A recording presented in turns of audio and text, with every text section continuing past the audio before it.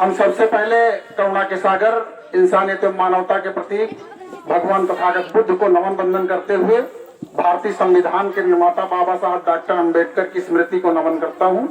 उसके बाद बहुजन समाज में जन्मे उन सभी महापुरुषों को नमन बंदन करता हूँ जिन्होंने बहुजन समाज के न्याय एवं अधिकारों के लिए लड़ाइयाँ लड़ी और क्रांति की। उसके बाद मंच पर बैठे हुए मुख्य अतिथि के रूप में हमारे लहरी साहब। अरे इतनी समय तो आप हैं लहरी साहब, और हमारे बीच में संविधान राष्ट्रव्यापी संविधान यात्रा के प्रमुख त्यागी जी के साथ साथ और मंच पर बैठे हुए सभी अतिथियों का अभिनंदन एवं स्वागत करता हूं। उसके बाद यहाँ पर बैठे हुए बौद्ध उपासक महासभा के सभी पदाधिकारी और खासकर मैं तेज नारायण जी का अभिनंदन करता हूं कि वो हर वर्ष इस कार्यक्रम को करते हैं। आज ये जो कार्यक्रम है झलकारी बाई जी का, उदा देवी जी का और सरदार उधम सिंह जी का, मैं उनको कोट कोट नमन करते हुए उनके जन्मदिन पर आप सबको बधाई देता हूँ। मेरे भाइयों, ये इस देश में विज्ञान के इस युग में आपने मंदिरों में मूर्तियों को दूध पीते देखा हो। विज्ञान के इस देश में आपने मंदिरों में मूर्तियों को दूध पीते देखा होगा और वास्तविकता में गरीब बच्चों को दूध से तड़पते हुए देखा होगा। आपने मंदिरों में जो मूर्तियां पत्थर की लगी हुई हैं उनमें महंगे महंगे आभूषण और महंगे महंगे वस्त्र धारण किए देखा होगा आपने। लेकिन इस देश में इस विज्ञान के युग में बहुत से जगह पर आपने टीवी और रेडियो में देखा होगा कि महिलाओं को नंगा करके घुमाया जाता है। मेरे भाइयों, इस देश में दो तरह की विचारधारा है। दो तरह की विचारधारा है, एक समता की, एक विषमता की। जहां पर समता है वहां पर प्रेम है, जहां पर प्रेम है वहां पर भाईचारा है, जहां पर भाईचारा है वहां पर उन्नति है, और जहां पर उन्नति है वहां पर युद्ध नहीं बुद्ध। और जहां पर विषमता है वहां पर नफरत है, जहां पर नफरत है वहां पर कलह, और जहां पर कलह है वहां पर अवनति है, जहां पर अवनति है वहां पर मार काट। मेरे भाइयों, विषमतावादी इसी विचारधारा को मनवादी विचारधारा के लोगों ने अपनाया और पूरे समाज को चार भागों में बांट दिया, ब्राह्मण, क्षत्रिय और वैश्य, शूद्र। और अंग्रेजों के आने के बाद इस व्यवस्था पर उन्होंने हिंदू नाम की चादर डाल और कह दिया ये धर्म है पवित्र। हम लोग इसको धर्म मान के पवित्र मानते हैं और इसकी पूजा करते हैं। इसके विरुद्ध हम लोग बात नहीं कर सकते। अब हिंदू धर्म में बताया गया, हिंदू धर्म बताया गया कि ब्रह्मा के मुख से ब्राह्मण पैदा हुआ, अर्थात ब्राह्मण होने के लिए ब्रह्मा के मुख से पैदा होना जरूरी है। लेकिन आज तक एक भी व्यक्ति ब्रह्मा के मुख से पैदा नहीं हुआ, लेकिन ब्राह्मण इस देश पे हैं। उसी तरह से क्षत्रिय होने के लिए ब्रह्मा के भुजाओं से पैदा होना जरूरी है। एक भी व्यक्ति आज तक ब्रह्मा की भुजा से पैदा नहीं हुआ, लेकिन फिर भी क्षत्रिय है। उसी तरह से ब्रह्मा के पेट से पैदा होकर ही वैश्य बना जा सकता है, लेकिन आज तक एक भी व्यक्ति ब्रह्मा के जो है जंघों से या पेट से नहीं पैदा हुआ, लेकिन फिर भी वैश्य। उसी तरह से शूद्रों के बारे में कहा गया कि शूद्र जो है ब्रह्मा के पैरों से पैदा हुआ।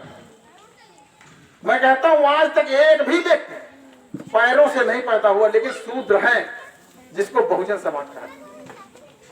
मेरे भाइयों, 85% होते हुए भी हम कुछ नहीं कर पा रहे हैं और 3% लोग जो है लोकतंत्र के तीनों स्तंभों विधायिका, न्यायपालिका और कार्यपालिका में बैठकर जो है हथौड़ा पीट रहे हैं और हम पर शासन कर रहे हैं। शासन कर रहे हैं उनका क्या दायित्व? बाबा साहब डॉक्टर अम्बेडकर ने संविधान लिख करके हमको वोट का अधिकार दिया। हमारे पूर्व वक्ताओं ने बेहतर तरीके से बता दिया। हमको वोट का अधिकार दिया राजा बनने के लिए, लेकिन हमने क्या किया? हमने वोट का अधिकार दारू पी के खत्म कर दिया। जब वोट देने की बात आती है तो हम एक पाउच दारू में बिक जाते हैं, जब वोट देने की बात आती है तो हम 500 रुपए में बिक जाते हैं, जब वोट देने की बात आती है तो हम मुर्गा भात खा के दे देते हैं।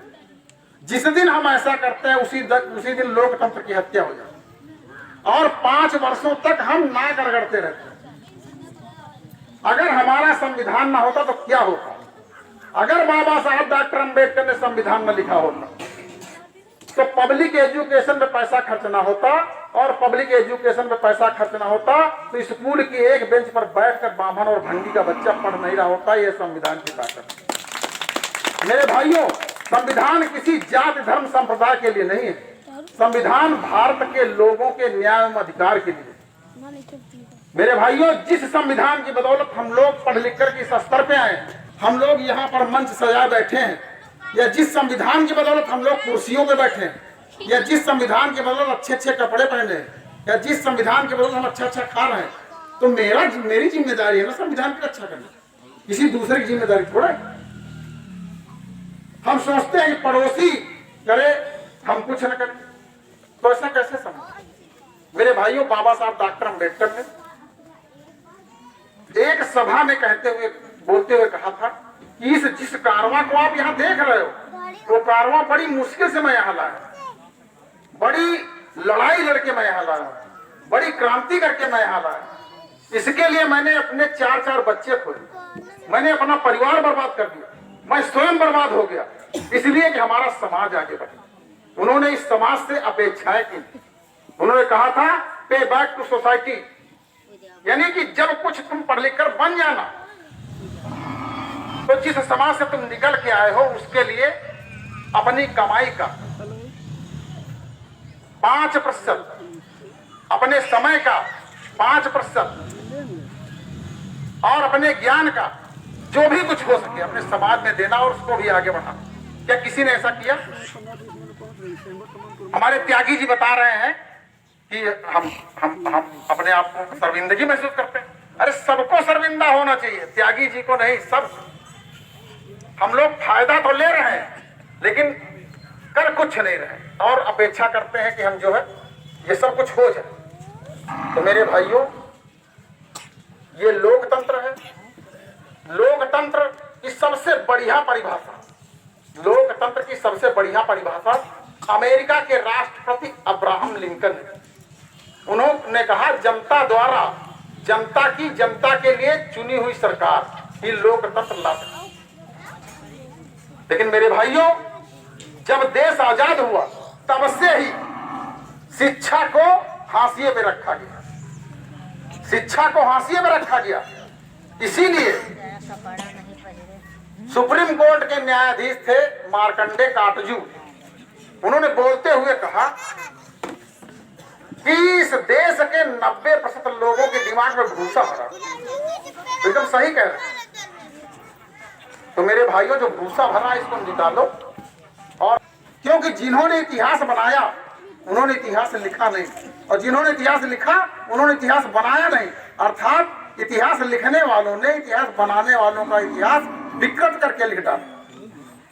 तो इतिहास में बड़ा घालमेल है। ज्यादा लंबी चर्चा पे हम नहीं जाएंगे, तो 4 लाइनें कहकर मैं अपनी बात समाप्त करने का प्रयास करूंगा कि आहों से पत्थर पिघलेगा, इस धोखे में मत रहना। आहों से पत्थर पिघलेगा, इस धोखे में मत रहना। कहीं तुम्हें इंसाफ मिलेगा, इस धोखे में मत रहना। भारत के जर्रे जर्रे में सबका अपना हिस्सा है, बुला बुला कर कोई देगा, इस धोखे में मत रहना। आहों से पत्थर पिघलेगा, इस धोखे में मत रहना। कहा किसी ने तेरे हाथ में धन दौलत की रेखा है, छप्पर फाड़ के धन बरसेगा, इस धोखे में मत रहना। आहों से पत्थर पिघलेगा, इस धोखे में मत रहना। भाग्य और भगवान मित, यह तो एक छलावा है। भाग्य और भगवान मित, यह तो एक छलावा है। ईश्वर ही कल्याण करेगा, इस धोखे में मत रहना। आहों से पत्थर पिघलेगा, इस धोखे में मत रहना। अगर चाहते हो सांस जीना, खुलकर आगे आ जाओ, घंटा बजा के मान मिलेगा, इस धोखे में मत रहना, इस धोखे मत रहना। इन्हीं शब्दों के साथ मैं संविधान पर हाथ रखकर और रूढ़िवादी व्यवस्था पे लात रखकर प्रतिज्ञा करता हूं, जब तक जीवित रहूंगा संविधान की रक्षा के लिए निरंतर प्रयासरत रहूंगा। आप लोगों ने मेरी बात को सुना और यहाँ पर जितने भी अतिथि हैं उन सबके साथ साथ आप लोगों का भाइयों बहनों का सबका मैं आभार व्यक्त करता हूँ। नमो बुद्धाय।